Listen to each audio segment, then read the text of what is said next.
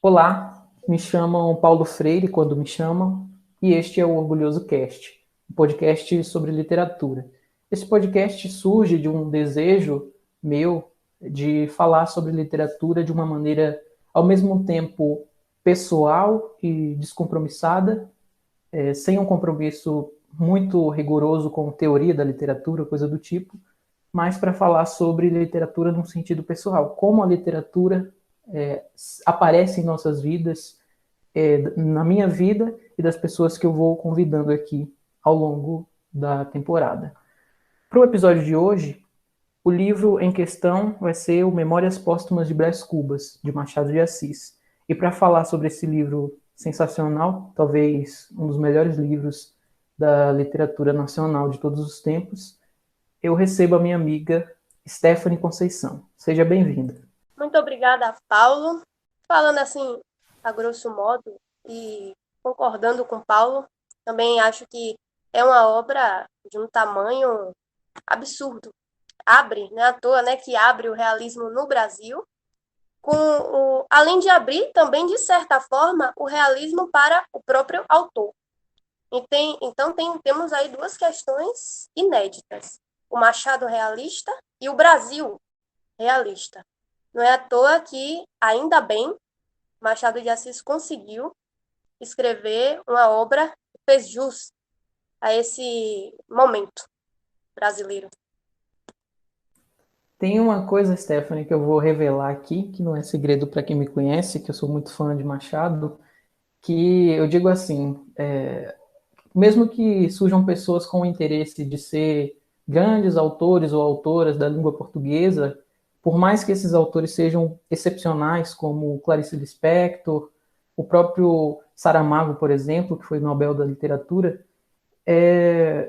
vão ter que lidar com o peso de Machado de Assis.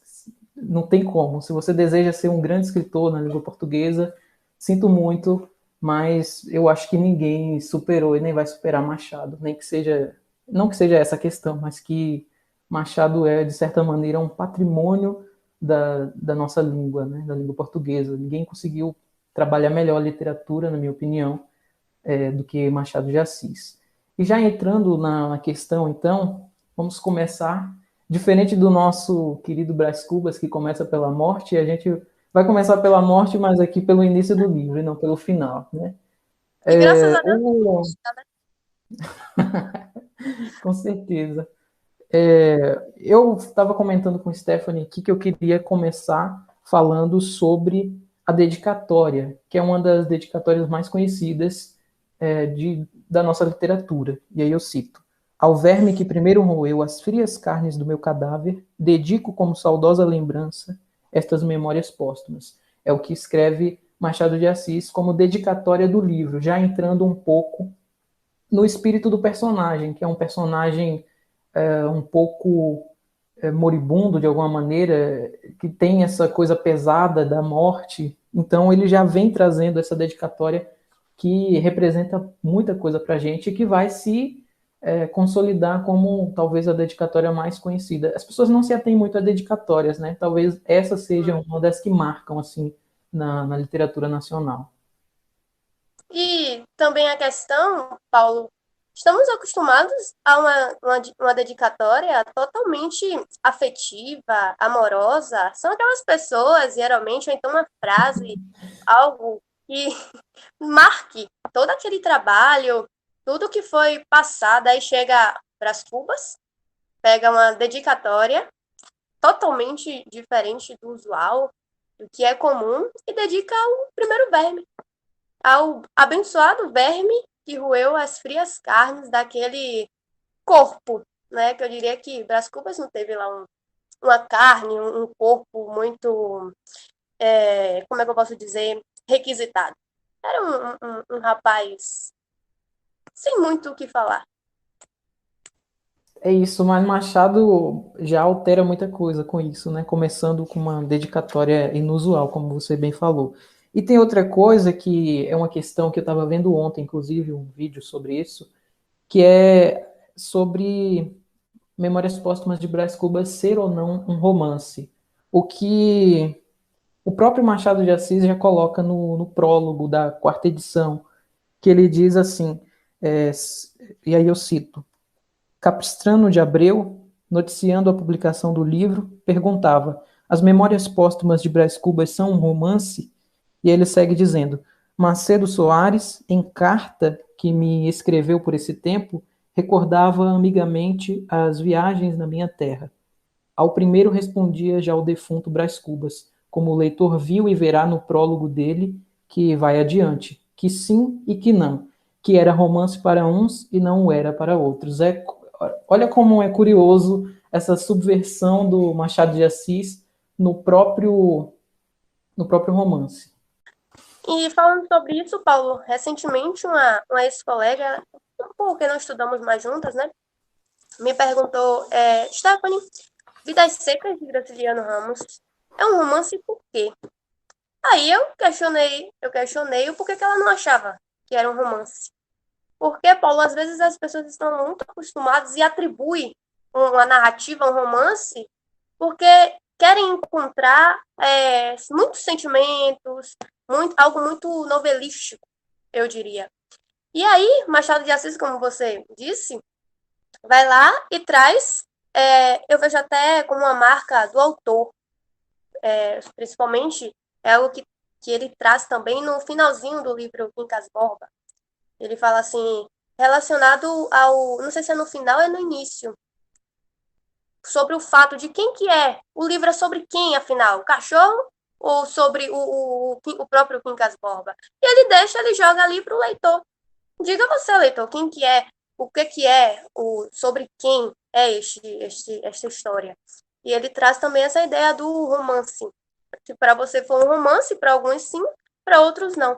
Então ele dá uma certa liberdade ao autor. É como se, autor não, ao leitor. É como se estivéssemos construindo aquela obra com ele, opinando ali. Eu leio Machado, eu digo Machado realista, como se ele estivesse ali, do outro lado, me ouvindo, como você está aqui agora.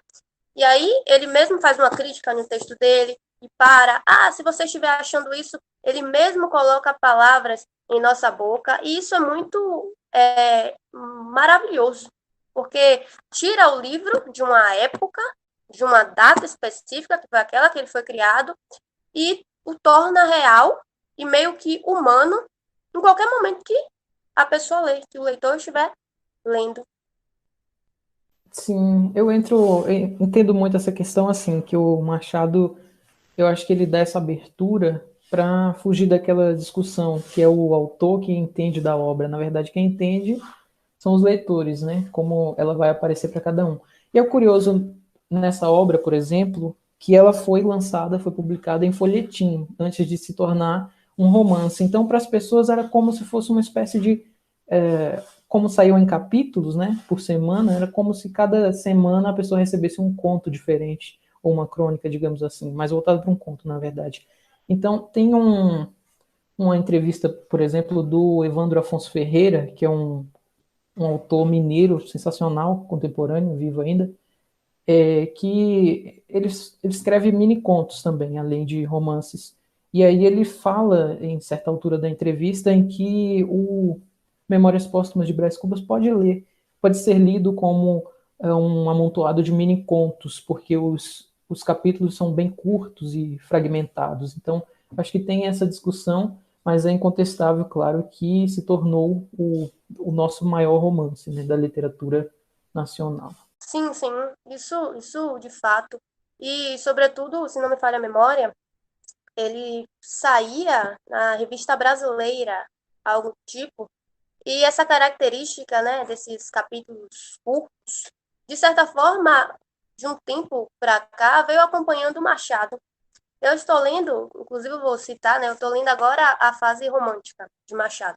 Não é tão boa quanto a realista. Estou aqui em Yaya Garcia e, inclusive, estava assistindo não, passei o olho assim na televisão. Eu lembro que quando foi lançada esta novela, tiveram uns momentos que eu acabei assistindo e percebi que um enredo de uma novela se parecia muito com o livro que eu estava lendo. Aí eu pensei, meu Deus do céu, será que é Machado de Assis mesmo que eu tô lendo ou não?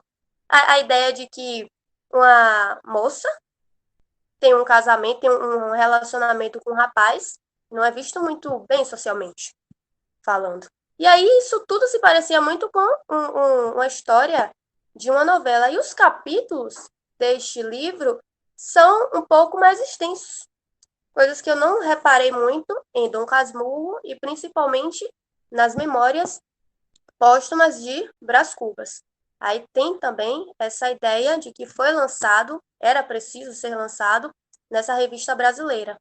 Então não tem como a gente pegar um capítulo enorme, como outros livros que estamos acostumados a ler, e não dá, não tem espaço, qualquer outra coisa do tipo. Mesmo assim, é algo que veio acompanhando Machado de Assis. É como se, mesmo numa narrativa, em uma obra do tamanho de um livro, fosse ainda aquele Machado cronista, contista, dos outros estilos do próprio autor. Já que você entrou nessa questão de que você está lendo agora a fase romântica, eu vou te perguntar uma coisa, né? Quando foi que. Como você conheceu Machado, na verdade?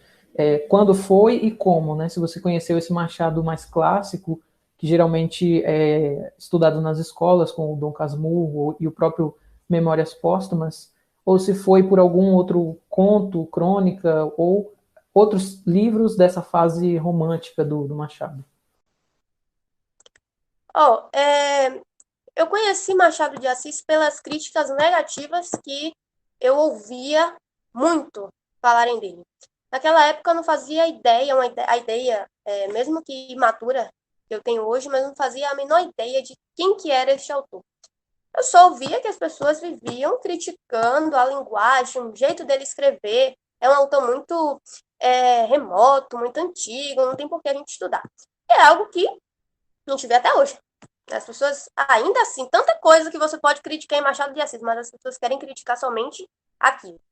E aí eu comecei, Paulo, com os contos. Pensei assim, não, as pessoas criticam muito ele pelas suas obras, que algumas são extensas, eu vou começar pelas pequenininhas. Porque se eu não entender a grande, pelo menos eu entendo a menorzinha. Vamos por fases. Comecei com os contos. Alguns, naquela época, gostei muito, outros nem tanto.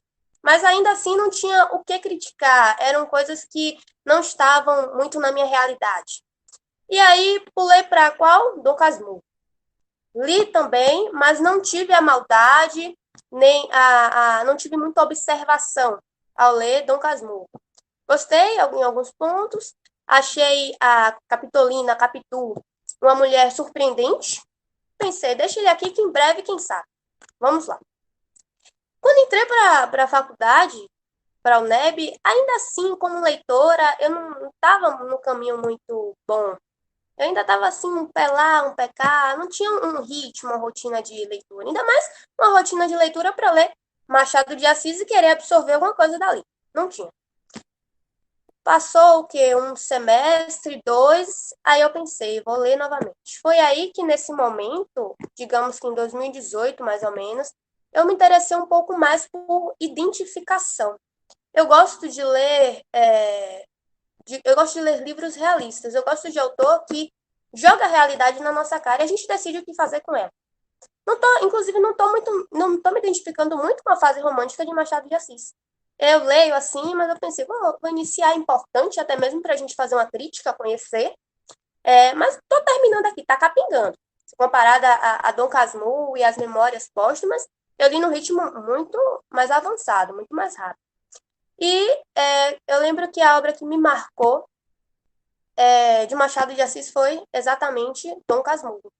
Naquela época eu queria entender, eu queria ter uma opinião sobre, eu queria defender Capitu, acabei defendendo o próprio Bentinho, e hoje em dia eu não sei mais quem eu defendo, Paulo, mas foi a obra que me marcou. Tive um baque por saber que não é a obra, entre aspas, mais importante de Machado de Assis, até porque a obra é a que estamos falando agora, é a que está em questão, mas mesmo assim está ali em segundo lugar. Foi a obra que, eu diria, abriu os caminhos de Machado de Assis em minha vida.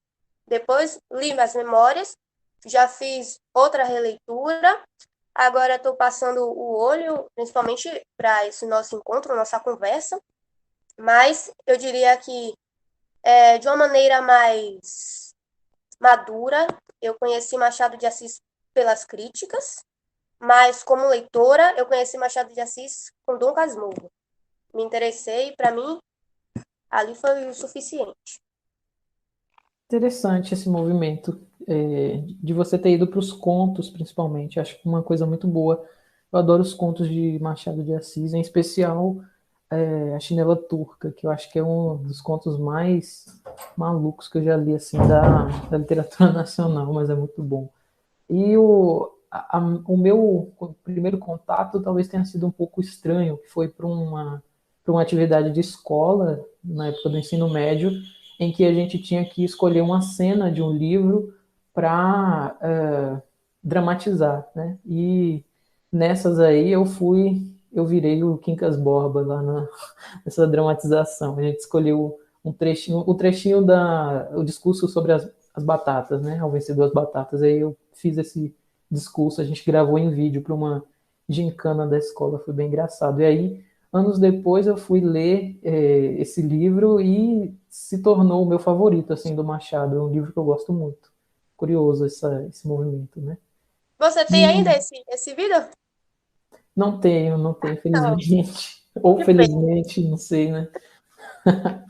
Mas foi divertido de qualquer forma. Bom, agora para a gente entrar já diretamente no livro, eu queria te pedir para fazer um resumo breve assim, do que trata Memórias Póstumas de Brás Cubas. Bom, pelo próprio nome, a gente já subentende que existe um apunhado aí de várias memórias. Mas o que pega, se a gente for entender, procurar entender o livro pelo título, imaginamos que é um autor que, durante sua vida, escreveu algumas memórias para, quando morresse, viesse a falecer, quem sabe fosse publicado. Alguém encontrasse ou ele mesmo dissesse, revelasse, eu tenho isso aqui, eu tenho o meu desejo. A gente imagina, digamos assim. Foi o meu, avaliando, entendendo, tentando interpretar pelo título, eu imaginei dessa forma. Brás Cubas morreu, deixou suas memórias. E aí, fui abrir o livro. Fui abrir o livro e me deparei com algo inédito na minha vida, um defunto autor. Da primeira, da primeira vez que eu li, eu era um pouco mais. Eu era adolescente, assim. Não que eu seja velha agora, mas com todo respeito. Mas Rubem Alves gosta de ser chamado de velho. Com todo respeito aos idosos, eu imaginei, não é possível uma coisa dessa. Temos aqui um livro espírita. Porque eu imaginei que alguém que morresse através de outra pessoa escrevesse essas memórias. Todo o processo espírita que a gente conhece. Fui lendo e percebi que não era bem assim. Machado de Assis estava vivíssimo, criou seu personagem Brás Cubas, que é um defunto autor. E não aquele autor defunto que a gente está acostumado a ler, principalmente na literatura, em se tratando de clássicos da literatura brasileira. E quem é Brás Cubas? Brás Cubas é um homem, ao meu ver, medíocre. Não tem muito sucesso em sua vida, embora uma frase deste livro do pai de Brás Cubas que eu gosto muito é teme a obscuridade, Brás. E durante sua vida toda, Brás Cubas procurou temer essa obscuridade, mas a obscuridade era a sombra dele. A sombra dele era a própria obscuridade. Tentativas vãs, um homem de família rica, muito rica naquela época, sendo que tinha ele, o pai dele, tinha ele e a irmã, sendo ele o preferido, não sei se porque era homem ou porque, em se tratando de uma carreira, teria mais sucesso, mais grandes chances de fazer valer o sobrenome, né, da família Cubas. Mas Brás Cubas não é um personagem vulgar, medíocre, sem muita ascensão em sua vida, seja no ramo afetivo, sentimental, seja no ramo político, qualquer coisa que Brás Cubas se propõe a fazer, não dá certo. E aí iniciamos com o fim, entre aspas, né, que é o velório deste personagem, e a ideia de que tinham poucas pessoas lá, e uma delas que estava falando, expressando várias honras e coisas boas desse personagem, tinha um certo cachêzinho. Então, a pessoa que tinha uma certa admiração, entre aspas, não é bem isso. A gente já pega ali que foi tudo por interesse. poucas pessoas, estava chovendo, algo que transmite algo melancólico, não porque ele morreu, acho que isso ele foi um favor ao mundo ele morrer, mas que até no seu enterro não teve nada muito positivo.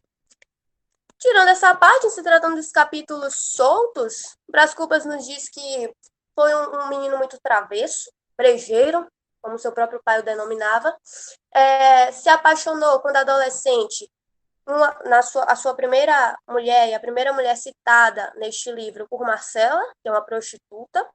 Inclusive, Paulo, eu queria até falar em outro momento sobre as personagens machadianas neste livro, que eu acho muito importante a gente tratar disso. Marcela, ele era ainda muito bobo para a inteligência daquela personagem, não inteligência não, pela dissimulação daquela personagem machadiana.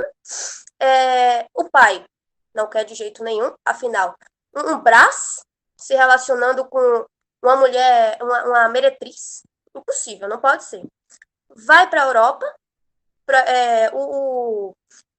a profissão daquela época, né, uma das, se forma em direito, volta bacharel, mas volta porque sua mãe havia morrido, né? Sua mãe morrendo, Brás tinha um grande sentimento, uma grande afeição pela sua mãe. Ele vem, vê sua mãe doente, ela acaba morrendo. Esta morte causa certa melancolia neste personagem. O pai não quer, afinal o pai já está perto, já está também, né? Quase que póstumo.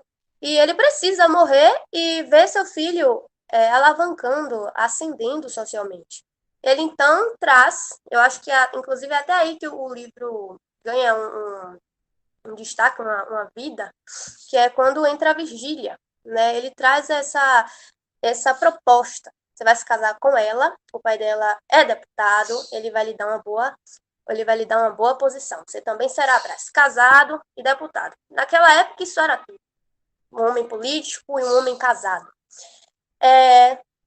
Deu certo, entre aspas, porque Virgília tinha interesses maiores. Virgília é uma mulher interesseira, uma mulher que quer ascender socialmente, queria status. Ela se casa lá com o Lobo Neves. Então já viu aí duas coisas que já não deu certo na vida de Brás.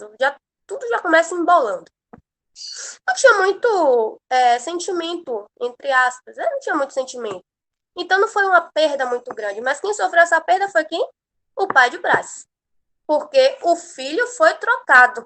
E isso para um sobrenome, afinal, o sobrenome valia muito naquela época, era uma lástima. Ele acabou morrendo. E várias vezes, tem uma frase dele que ele fala sempre que eu esqueci agora, mas se lamentando do fato do filho ter causado isso para a família. Ele acaba morrendo e, claro, Brás Cubas herdando muito, muito dinheiro, sua fortuna, né? E a gente pensa até que Virgília, nesse resumo, pensa que Virgília morreu aí, mas não, Virgília nasce aí. Porque além de ex-pretendente, ela vira o quê? Amante. Então, Virgília ela é a mulher principal desta vida. Já falamos de Marcela, Virgília, e ela vira amante de Brás Cubas. E ele aceita porque de um tempo para cá eles passaram a ter um certo sentimento pelo outro. E enquanto isso, Brás Cubas vai procurando se encaixar em algum lugar. E nesse momento, ainda assim, a vida pública. Eita, o celular caiu aqui. É a vida pública que ele anseia, mas não consegue. Lobo Neves, perdão, é um grande amigo que é traído, né, tanto pela esposa quanto pelo próprio amigo. Dá algumas oportunidades, mas não é nada aquilo, é sempre ser sua sombra. Brás é sempre a sombra de Lobo Neves, que é um homem importante naquela época. Neste momento também, entre outros, um resumo bem breve, né, para citar os personagens principais, surge Eugênia, ainda assim, enquanto o Brás tem esse relacionamento com Virgília, surge Eugênia, que é a coxa. Por que coxa se bonita? Porque bonita se coxa. É aquela ideia de que você precisa ser completa, principalmente uma mulher. Ela precisava ser completa. E para ele, que já era, de certa forma, fracassado, de que valia uma mulher coxa? Imagine Brás deputado com uma mulher coxa. A sua vida pública e política se resumiria ao fato de sua mulher ser coxa, sua esposa ser coxa. E ele não quis, embora tivessem trocado algumas carícias, alguns beijos e coisas do tipo. Virgília e Brás Cubas têm um grande... Em todo o livro, em toda a narrativa, a Virgília está do meado ao final, de pretendente, amante e até uma das pessoas que acompanham a morte dele. Brás Cubas e Virgília têm um momento, tem momentos muito grandes nessas memórias. Mas ela é uma mulher que não abre mão do seu status social. Mesmo amando Brás Cubas, ela ama também ser uma esposa de um deputado. Eles tramam, ele principalmente, encontra várias alternativas para fugirem, até mesmo para matar ele, né? Não ela, ele. O Lobo Neves, caso viesse a descobrir alguma coisa aí, prejudicasse a esposa, mas ela não quer. Ela não quer, ela não quer. E para terminar este romance, Virgília e Lobo Neves, ele acaba tendo um cargo em outro local. Ela precisa ir. Por que ela precisa ir? Porque ela não quer, justamente, não quer abrir mão disso. Mesmo que esse outro homem seja Brás Cubas. Ele fica muito abalado. É aí que entra quem? O Quincas Ball, né? Que em outro momento ganha até um livro, né? Escrito, uma história escrita das próprias mãos de Machado de Assis. Quincas Borba vem, mendigo, é um ex-colega de Brás Cubas, acaba que lhe furta um relógio, e junto com Quincas vem também a sua filosofia, né? Eu acho genial. Machado, além de criar um livro, ele também cria uma crítica, uma sátira para algumas pessoas, que é a filosofia dos humanitas, o humanitismo. Tanto ismo já havia na época, né? E Machado criou mais um ismo. E eu vejo que esse Quincas Borba é uma pessoa que dá um suporte a Brás Cubas, principalmente em relação a essa perda, né? Porque, de certa forma, se você perceber, Paulo, Brás Cubas perdeu, mas quem ganhou foi o Lobo Neves. Então, ao vencedor, as batatas. Ele traz isso até um certo conforto, né? Se Brás Cubas for um bom jogador, vai aceitar a vitória do outro. Mas como ele não é muito bom em nada, ele ficou se lamentando. E acabou se interessando também por essa filosofia. Quando o Virgília vai embora, surge a quarta, mas não menos importante, embora ela não tenha um destaque muito grande, a Nhaloló, né, que é outra pretendente. Brás Cubas já estava ficando para titio, já ficou muito para titio, já estava ficando para vovô, se tivesse filhos. Nem isso ele teve, né? Embora fosse da vontade dele. Não sei se você já reparou, mas o que ele mais queria era ter um filho com Virgília. Mas no finalzinho do livro, ele disse que não queria transmitir, é uma frase genial, né? Não queria transmitir essa maldade, todo esse ser humano a um filho. Não queria, como é que eu posso dizer? O legado da miséria, né? O legado da miséria. Surge essa minha Loló, mas ela morre. Porque o vencedor, neste caso, aí foi a febre amarela. A febre amarela leva minha Loló 4 tentativas de ter um relacionamento, de se casar, nenhuma deu certo. Então, o Brás Cubas é sempre vencido por alguma coisa. Não deu certo. É aí, basicamente, que ele vai envelhecendo, envelhecendo e termina. Foi um resumo um pouquinho. Não resumo, né, Paulo? Mas me desculpa, ele acaba envelhecendo e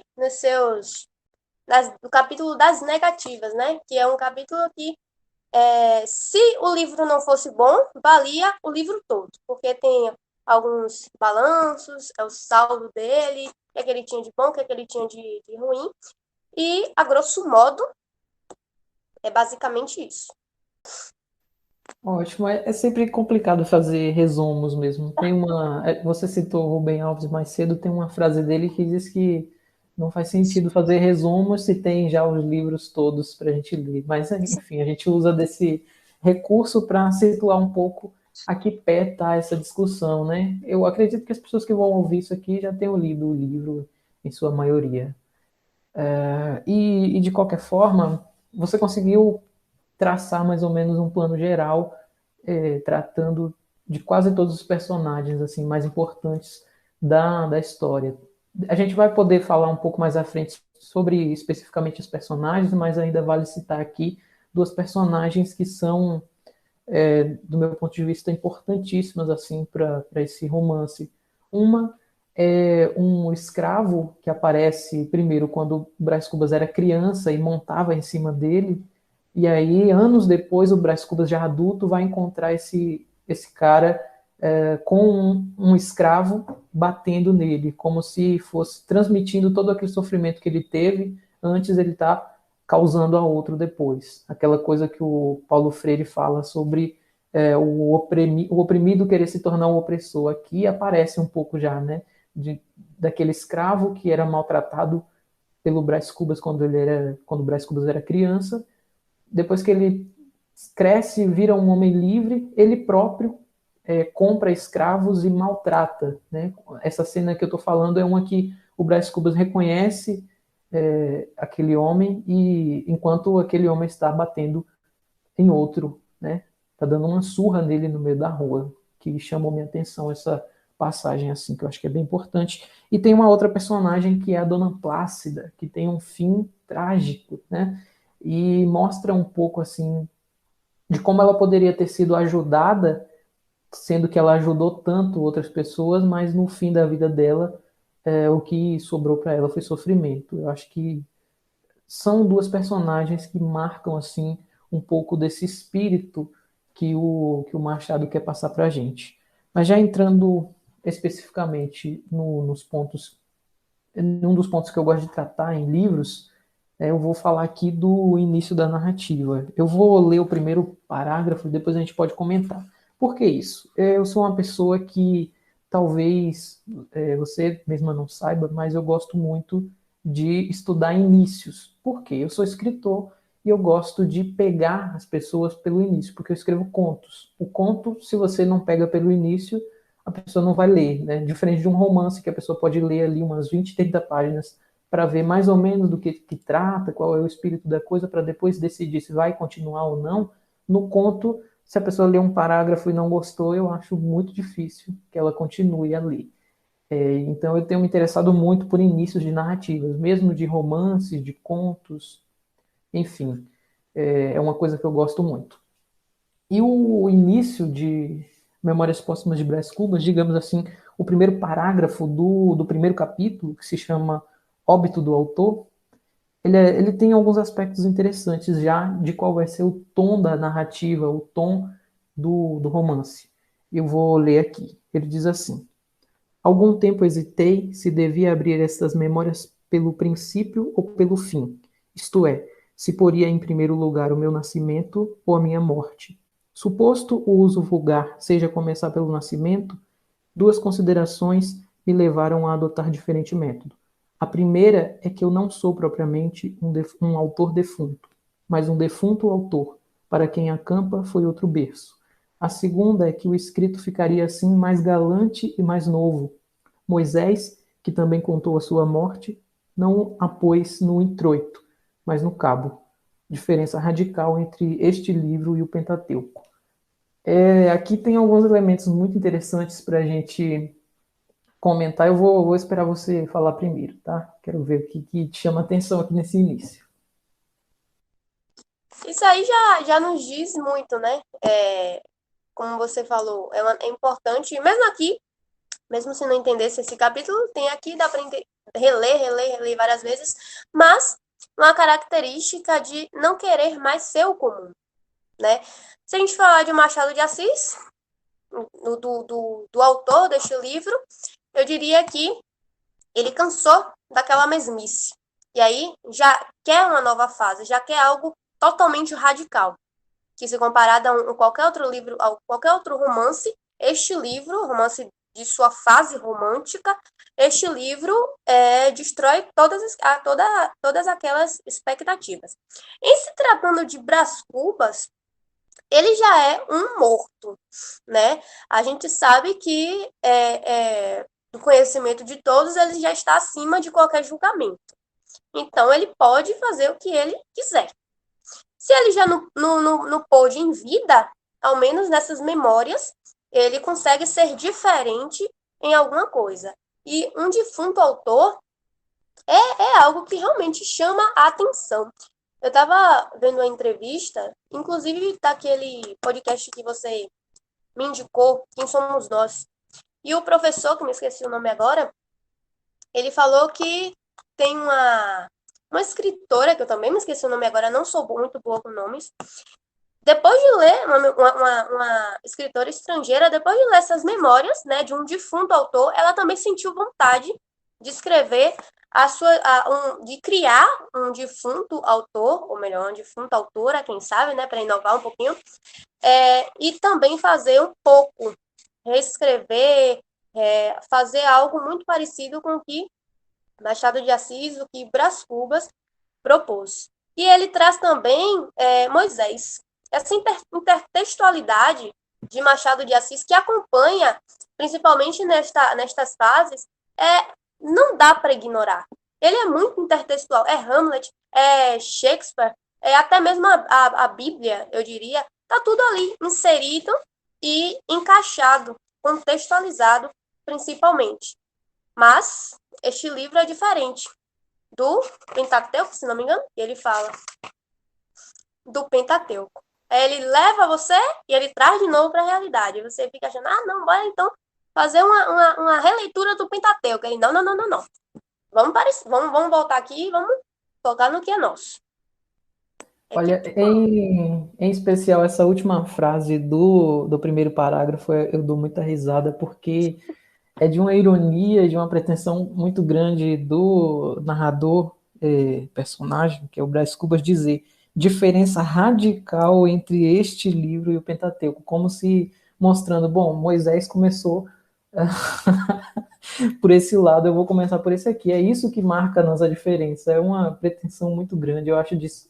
Essa ironia que passa por todo o texto do Machado de Assis, mas aqui em especial nesse narrador despido de qualquer moralidade, ele pode tocar em assuntos que uma pessoa viva talvez não pudesse tocar, né, no sentido de ser um tabu para a época, de ser uma coisa muito arraigada na estrutura social. Então eu acho que esse começo tem essa capacidade de nos mostrar ao mesmo tempo o Machado de Assis subversivo no sentido de gênero, né, do que é um romance, do que é um narrador. Quem narra um livro precisa ser um sujeito vivo, eu não posso narrar com um sujeito morto, né, do além-túmulo. Então, tem esse aspecto e tem o outro, que é do próprio narrador, de toda essa ironia que aparece presente na voz dele, já, enfim, nos permitir ver o que é esse despir de um véu de moralidade. É o que vai nos doer em algum momento até, na relação com a coxa, por exemplo, né, que ele vai dizer, enfim, se bonita porque coxa, é de uma canalice tremenda, mas a gente, ao mesmo tempo, olha assim e fala, será que muita gente não pensava assim também, mas não tinha essa coragem de falar por conta da moralidade? Então, uma pessoa despida de moralidade poderia falar todas essas coisas, né? Mesmo, enfim, a gente tem muita coisa para pensar aí sobre isso. Eu acho que esse narrador se torna tão importante tanto por esse aspecto de ser um defunto autor, mas pela característica própria do Machado de Assis, da ironia. Eu não sei, eu não li muitos textos dele assim mais jovem, né? Eu li mais essa fase madura do Machado de Assis, e a ironia está muito presente nesses textos mais maduros, até no próprio Alienista, que não é propriamente um romance, mas que ali já tem a ironia presente, no conto que eu citei, A Chinela Turca, lá no Teoria do Medalhão também, eu acho que eu vejo um pouco ainda dessa ironia, e aqui talvez seja o pico, né, o máximo da ironia machadiana, que é esse defunto autor Brás Cubas. Ele parece que criou, né, um defunto acima da moralidade justamente para não pesar a pena quando o assunto for ironia. E ele é bastante irônico. E até mesmo traz essa ironia para os leitores. Você falou isso agora, né, da pena, me lembrou o que tem no Ao Leitor, que ele diz: escreva esse texto com a pena da galhofa e a tinta da melancolia. Então, ao mesmo tempo que essa ironia ela traz essa coisa engraçada, no fundo tem a melancolia, né? O conteúdo é melancólico. Está narrando uma vida e a gente vê um ser humano aqui no seu espírito mais comum, talvez mais medíocre, foi a palavra que você usou lá no começo. E é essa a sensação máxima, talvez, que a gente sai tendo do romance no capítulo das negativas, quando ele vai dizer: não tive filho, não deixei a nenhuma criatura o legado da nossa miséria. Então, ele está falando de nós, dos seres humanos, né? É a nossa miséria, da condição humana. Então, é um pouco por mais que tenha essa coisa da galhofa, de ser engraçado, que a ironia nos traz, tem esse outro lado que é melancólico mesmo, que é triste da nossa condição de seres humanos. Fora também que é um livro que está repleto de críticas sociais. Nada mais coerente do que esta máxima, né?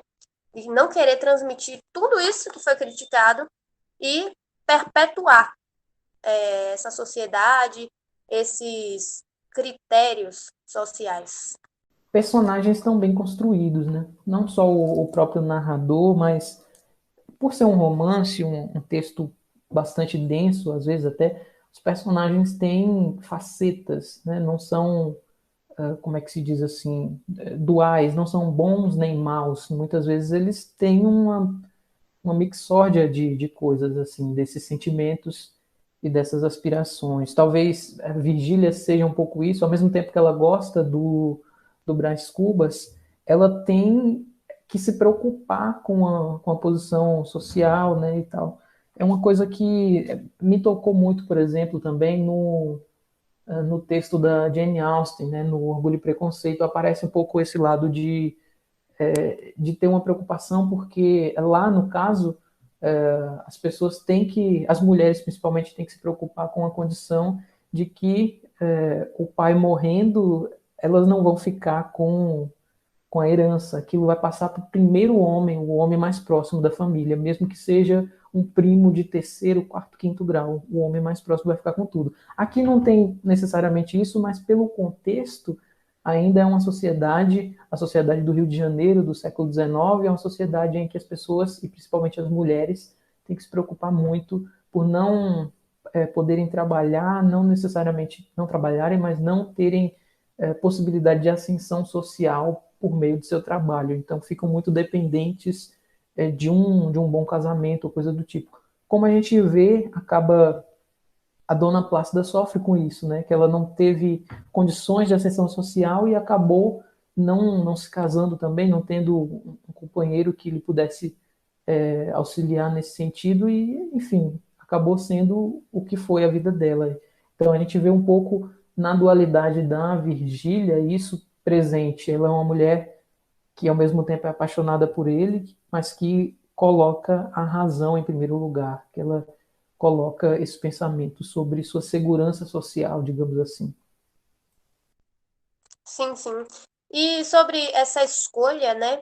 Foi algo que Brás Cubas teve que fazer quando não escolheu a Eugênia. Ela era uma, digamos que nós leitores, eu como leitora percebi, agora vai.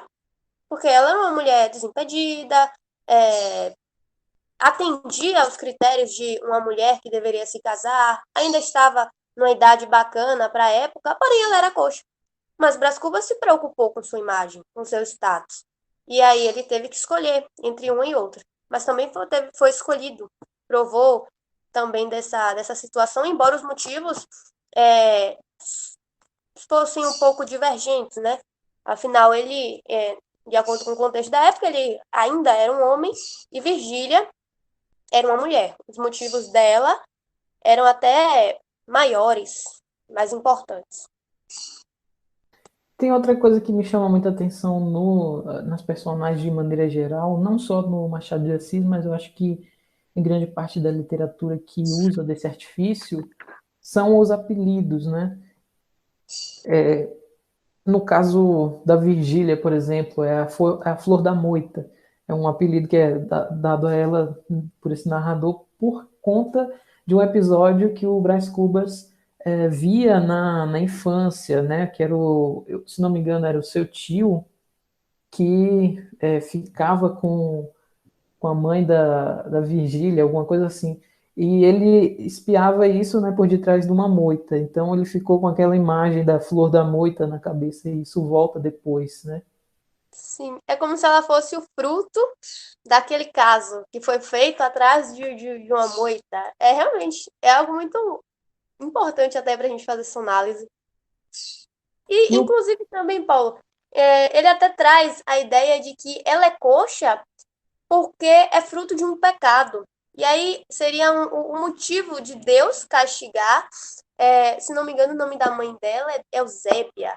O motivo de Deus ter castigado Dona Eusébia por aquele mal, né, entre aspas, que ela estaria fazendo. E aí a filha nasceu coxa. Mas é algo também que é preciso ser pensado a respeito. isso, a Eugênia tem esse pecado original aí, de alguma maneira. E ainda o próprio Brás Cubas, também esse nome, se não me engano, no início ele disse que veio do tio dele, né? Que ele tinha um tio que tinha o mesmo nome, que era um Brás Cubas. E aí, quando ele nasceu, foi batizado com esse mesmo nome. Cubas é um tipo de apelido também, né? É bem comum isso, esses nomes, apelidos assim. No Saramago tem muito, e os nomes são muito importantes, né? No Machado de Assis eu acredito que também tem certa importância. Geralmente grandes escritores se preocupam com os nomes dos personagens, eu acho isso interessantíssimo. Essa seleção, né? Tudo parece que tudo tem um significado, não é só, nomeia aí essa moça. É tudo tem um significado. E sobretudo os apelidos, né? Que são escolhidos a dedo e tem relação com a vivência desse personagem. Tem outra coisa que é do apelido também, que está nos próprios títulos dos livros do Machado nessa fase, né? O Brás Cubas, que Cubas é o apelido, né? Tem o Quincas Borba e o Dom Casmurro, né? São sempre nomes que não são especificamente os nomes das personagens, mas tirando o Brás Cubas, que o próprio nome dele já é um apelido, mas os outros personagens, o Quincas Borba, o nome dele não é assim, né? Isso é uma espécie de apelido. E o Dom Casmurro também é um apelido. Parece uma ideia de caricatura, que a caricatura a gente é, ressai, dá uma evidência maior a algo que marca muito o rosto da pessoa. E aí parece que ele faz isso com os personagens. Aí pega uma característica marcante daquele personagem, no caso mesmo desse Bentinho, né, que é um casmurro, e dá nome à obra. Aí traz o Quincas também, né, que o nome dele não é exatamente Quincas, somente o Borba, se não me engano, faz parte, né? É Rubião dos Santos, alguma coisa Borba, é Borba dos Santos. E ele vai e nomeia. É algo realmente muito, muito interessante mesmo, com exceção, né, do caso do Brás, que viria a ser o Cubas, né, o sobrenome. Sim, sim. Tem outra característica que, pelo menos, eu não sei se eu ainda não vi ninguém falando sobre isso, mas deve ter alguns teóricos que falam sobre isso, que é a questão da relação extraconjugal aparecer nas três obras, né? Nessa primeira você tem a Virgília com o Brás Cubas, depois você tem a tentativa do Rubião com a Sofia no Quincas Borba, que a primeira, no caso do Brás Cubas, ele fica com a Virgília, então tem uma traição. Na segunda, a gente tem o Rubião e a Sofia, não acontece nada, a Sofia aparenta no início da obra ser interesseira e que ela vai ceder ao Rubião, mas ela acaba não cedendo, até o final do livro ela não cede em momento algum a ele. E no Dom Casmurro é uma eterna dúvida. Então, olha como é que, pelo menos eu olhando assim, eu acho que tem uma arquitetura aí do Machado de Assis para chegar nesse terceiro romance, que é o Dom Casmurro. No primeiro tem traição, no segundo não tem, e no terceiro, então, é esse meio a meio, essa eterna dúvida. Muita gente afirma que tem, muita gente afirma que não tem. Então, eu pelo menos vi essa característica, mas eu nunca li nada a respeito, né? E com exceção de Brás Cubas, que é algo muito é meio a meio, né, no sentido de que os dois, tanto Virgília quanto o Brás, têm essa iniciativa. Nos outros, essa iniciativa acaba que recai muito sobre a mulher. Então, eu vejo também, falando sobre isso, que é uma tentativa de dar uma certa vida à mulher, não negativa. Não negativa no sentido de que a mulher trai. Não isso, mas para quebrar um pouco daqueles parâmetros sociais eu não, que estigmatizava, de certa forma, o ser feminino. E aí ele traz a Virgília, que trai, traz a Sofia, que tenta. Tenta não, ela não tenta exatamente, mas ela fomenta, ela incentiva aquilo para fazer o outro acreditar, todo um plano, né? Muito bem arquitetado. E aí traz Capitu, né? Que Capitu rendeu, hein? Rendeu boas fofocas, bons filmes, minisséries, rendeu tudo, Capitu.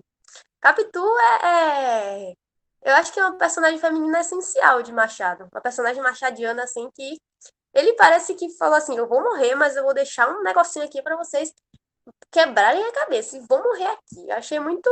Me desculpa a palavra, Paulo, mas achei muito safado da parte dele. Mas, vamos lá, vamos lá. É uma boa, uma boa. Eu acho que você entrega também a sua personagem favorita aí, isso, né, da obra de Machado. Eu acho interessante isso também. A gente pode passar também aqui agora para uma pergunta que talvez eu acho que é a mais importante, ou não, julgue como quiser, da nossa conversa aqui. Eu vou te fazer umas perguntinhas e aí você me responde da maneira que você achar melhor. A primeira eu vou fazer tudo junto já, tá? Por que essa obra do século XIX ainda serve hoje, né? Em resumo, seria porque Memórias Póstumas de Brás Cubas é uma obra importante. Um pouco disso a gente já discutiu aqui, né? Essas características do ser humano e da sociedade que apresentam, mas eu quero ouvir isso de você especificamente. Por que você acha que essa obra ainda interessa hoje, né? No século XXI, sendo uma obra do século XIX? E além da beleza estética, da forma como Machado construiu esse livro, como, por exemplo, os capítulos breves e a linguagem machadiana muito própria, com essa verve voltada para a ironia, a obra tem alguma relevância para pensar, do seu ponto de vista, ela tem alguma relevância para a gente pensar os problemas brasileiros ainda? Pronto, ó, o que eu vou falar agora é algo muito, existe um consenso, né, de certa forma, mas eu vejo muito, se fosse dar um adjetivo para essa obra, seria atemporal. Por que atemporal? Machado traz uma série de questões que ainda hoje a gente encontra. Porque mesmo lendo um livro do século 1881, muita gente aqui nem sonhava nascer, tem nem gente viva, né? Para ser sincera, mas vamos discutir isso, vai aqui, né? Mas esses temas que Machado traz, parece que ele estava aqui hoje, sentou, vou escrever alguma coisa para quebrar várias regras. E aí escreveu hoje, no dia 27/4/2021. Então, ele trazer esses temas, trabalhar, criticar, sem dó, sem pena, né? Ou melhor, pesando a pena, traz esse aspecto atemporal e encaixa muitas vezes com várias coisas que a gente está trabalhando. Você trouxe Paulo Freire, né? A ideia do o sonho do oprimido é se tornar opressor. Será que a gente não encontra hoje em dia, ainda assim, digamos, um trabalhador que está ali sofrendo vários abusos? Será que aquele trabalhador com poder ele iria querer combater aquilo ali ou aquele poder iria subir para a cabeça? Ali a gente traz uma questão escravista, né? Porque se dá entre dois negros, e olha que hipócrita, de certa forma, você que sofreu tanto com aquilo, você vai reproduzir, você não quer combater. A gente vê essa situação ainda hoje. Será que ainda hoje não existe pessoas que se interessam, né, e que casam, não de maneira explícita como era antigamente? Antigamente era casamento arranjado, todo mundo sabia daquilo, né? Não era segredo para ninguém. Mas ainda assim, será que essa crítica social ao casamento ainda não tem hoje, não casamento no sentido muito romântico, muito cerimonial, mas de relacionamento, até mesmo em vários aspectos. Aí Machado traz e critica muito isso. Eu acho também que as características e particularidades do próprio autor realista, do Machado realista, é algo que condiz e que dá uma certa identificação aos leitores, aos críticos, aos estudiosos, que não querem muito nhenhenhê, muito romantismo, muito enfeite. Ele traz a vida como ela é.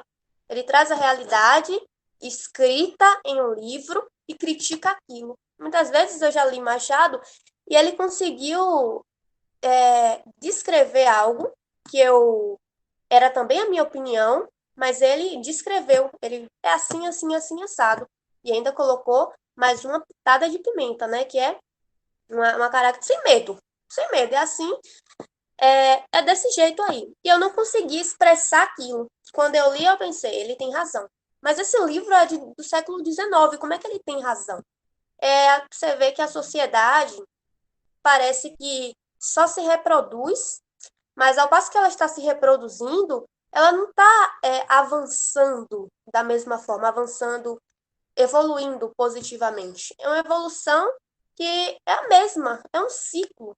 Ela se reproduz, mas ela está em um ciclo, porque não é possível que esse escritor esteja tão à frente do seu tempo. Eu acho isso um absurdo, de certa forma. Ou ele de fato está à frente do seu tempo, ou a gente também está muito atrás do nosso. Então, essa marca temporal tem muito disso, tem muito desta análise da vida, desta crítica aos comportamentos psicológicos, sociais da sociedade humanos, né? E essa falta de enfeite, essa falta de decoração. E aí vem essa identificação. E a outra pergunta, que eu esqueci agora, qual foi? Não, você conseguiu atingir, assim, porque foi mais no sentido de que, de maneira geral, por que esse livro ainda é importante, né, tanto tempo depois. Acho que você respondeu bem satisfatoriamente. Bom, encaminhando pro final aqui da nossa conversa, que passou rápido, né, conversa boa, passa rápido. Sim, eu Eu olhei queria aqui o tempo agora te... e era 1h33 nesse instante, agora já quase 1 hora depois da conversa.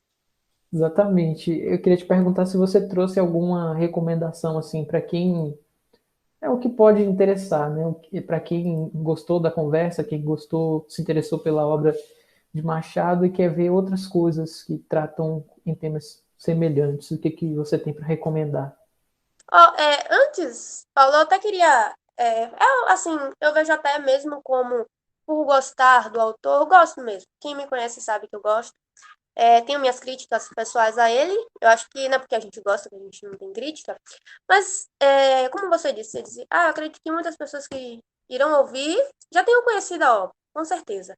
Mas caso alguém que por acaso vai ouvir, não sei, né? Só julga, está naquele meio que só julga e critica o Machado de Assis, eu queria pedir muito para conhecer um pouquinho, para tentar, para se despir de qualquer opinião prévia ou coletiva, para se despir de qualquer julgamento e tente se embebedar um pouquinho em Machado de Assis, porque ele não se resume a uma sintaxe desordenada, a uma série de palavras que a gente não usa mais.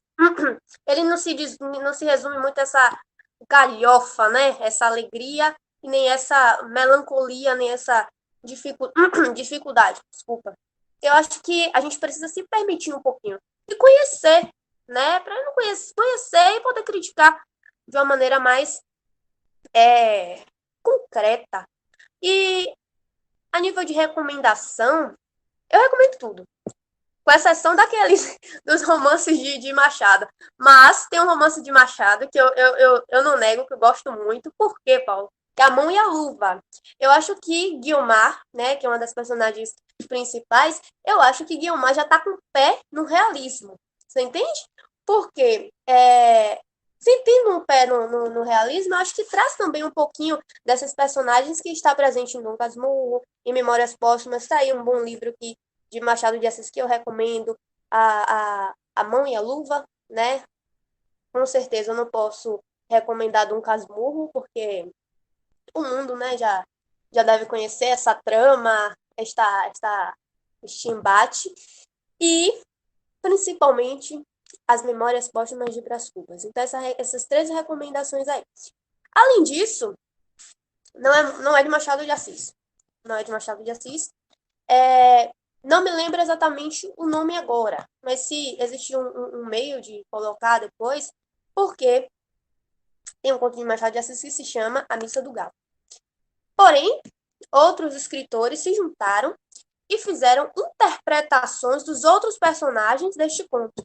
Então, ao invés do conto gira em torno da visão de um personagem, e os outros escritores se juntaram e cada um se dispôs a escrever o que é que os outros personagens que estavam naquela história, naquele conto, achavam, viam o ponto de vista deles. Foi a partir deste conto que eu me interessei também pelo ponto de vista das pessoas. E eu até costumo falar que das pessoas e dos personagens.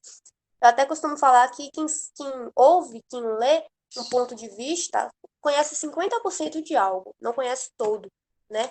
Então é importante a gente ter uma base, a gente saber o que as pessoas acham.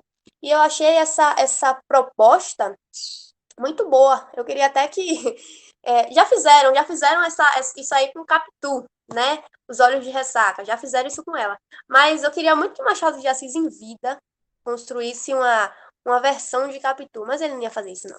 Ele não ia fazer isso não, que ele é safado. Mas essas histórias aí que eu citei, esses romances, essas narrativas, além de tudo, né? Machado de Assis é genial. Alguns dizem que ele muito novinho não era muito não, ele meio chulo. Outros dizem que o Machado Romântico não seria esse autor que a gente conhece hoje, mas ele tem muito que a gente pode retirar, sim, tem muito conhecimento. Ele forma cidadãos. Não é querendo ser fanboy, não, mas se ele tivesse escrito Bula de Remédio, eu ia ler, viu? Porque o Machado é diferenciado. E quem sabe Bom, até tomar, imagine, o remédio. esse livro que você citou aí, se você lembrar o nome, depois eu coloco na descrição do episódio, tá? Eu te mando o nome. Eu ia fazer umas indicações aqui também, mas eu vou deixar para lá, eu vou indicar outra coisa. Não vou indicar o que eu tinha anotado, não. Eu tinha anotado um conto e um livro, mas eu vou indicar um outro livro, que é o romance Quatro Soldados, de Samir Machado de Machado. É um autor nacional contemporâneo que faz uma literatura de gênero mais voltada para ação, para fantasia, mas ele ambienta os personagens dele no outro tempo. Ele, por exemplo, nesse Quatro Soldados, o Samir Machado de Machado coloca, ele narra uma história de quatro soldados no século XIX, 18 ou 19, por aí. E ele tem um trabalho com a linguagem, por mais que seja uma literatura de gênero, ele tem um trabalho com a linguagem que é muito interessante. Então, para quem tem medo de uma linguagem antiga, eu recomendo ler esse livro que, por mais que seja de enredo e tal, tem personagens muito bons, tem um narrador sensacional, e são quatro histórias dentro de um mesmo universo que compõem, enfim, a trajetória desses quatro soldados. Muito, muito interessante. Eu vou me resumir a essa indicação. É até E e eu vou, já até te falei, que tá na minha lista, né? Que eu pretendo ler. eu vou ler um trechinho dele que talvez anime ainda mais, tanto você quanto os leitores. Eu vou ler o primeiro parágrafo, pode ser? Pronto, pode sim. Ele começa assim: Quatro Soldados, de Samir Machado de Machado. Uma vez que cabe a mim, teu narrador, a obrigação de narrar, e a ti, meu leitor, a de ler, se assim te apraz, faz-se mister por questões de cortesia que nos apresentemos. Porém, não sendo possível que eu te conheça, não há sentido que conheças a mim, posto que cá eu ficaria em posição de desvantagem contigo. Permita-me, então, que aqui apresente somente minha intenção, e esta é a de narrar. E, ao fazer tal afirmação, estabeleço o compromisso de que te narrarei somente aquilo que vi, e o que não vi, ouvi, e o que não vi nem ouvi, li. Já aquilo que não vi, ouvi ou li, inventei, pois, se as passagens mais cheias de assombros e maravilhas são todas verídicas, coube às mais banais e cotidianas o fardo de serem todas fictícias. Do contrário, como se sabe, a narrativa não anda, e é preciso dar verossimilhança aos fatos. Esse é o primeiro parágrafo. Eu achei sensacional quando eu li. É muito machadiano, digamos assim. Sim, isso que eu ia falar, não ouvindo ouvindo um trecho sem saber o autor, daria uma boa confusãozinha, viu? Muito, Eu muito diria que é de machadinho. Machado, o nome dele é Samir de Machado, né? Então tá Aí, valendo. não nasceu por acaso, assim, né? Exatamente, é Machado ao quadrado, né? É muito, eu gostei muito. E tem um outro romance dele que eu já até comprei, mas não li ainda, que se chama Homens Elegantes, que também se passa nesse contexto de século XVIII, XIX, e vai falar sobre tráfico de livros nessa época. Hum, Eu me empolguei muito assim pela premissa e comprei o livro, mas ainda estou por ler. E é um livro que ele diz assim: olha, na adolescência, o autor diz, na adolescência eu queria ter lido um livro de aventuras que tivesse personagens LGBT. Só que esse livro não existe, então eu resolvi eu mesmo escrever. E ele fez esse livro dentro dessa temática de aventura com personagem LGBT no século XVIII. E, enfim, com pirataria de livro. É muito interessante a premissa dele. e que iniciativa, né? Que iniciativa. Também, É, Paulo, eu até comentei com você rapidamente, em se tratando, né, dessa tentativa de inserir Machado de Assis no, no meio juvenil, ou até inicial, né, antes da gente entrar para a vida propriamente dita. Eu falei com você que estava trabalhando com os meninos do nono ano um livro chamado Memórias Quase Póstumas de Machado de Assis, né, que é do Álvaro Cardoso Gomes. Não deu muito certo.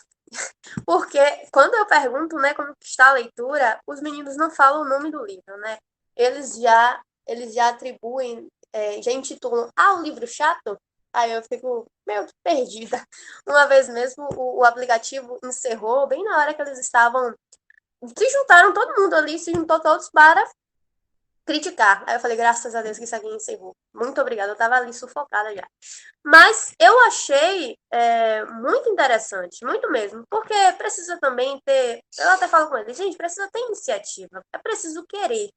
Ninguém pode ficar também dando de mão beijada a um inscrito, você também tem que ter a iniciativa de querer aprender, de querer conhecer aquilo ali. O que Álvaro Cardoso Gomes fez, eu acho que não tinha como fazer tanto, que ele conseguiu resumir várias obras famosas, ele conseguiu resumir a biografia do autor de uma maneira, uma linguagem muito simples, muito fácil, mas mesmo assim, eles não pelo menos com essa minha experiência, não se interessaram. Mas eu li este livro, gostei muito e li em 3 dias. Do tanto que eu gostei dessa leitura aqui, embora ele seja um pouquinho grosso, né? Mas estão tentando. Estão tentando inserir Machado. Mas Machado não é para quem quer, não, é para quem gosta, né?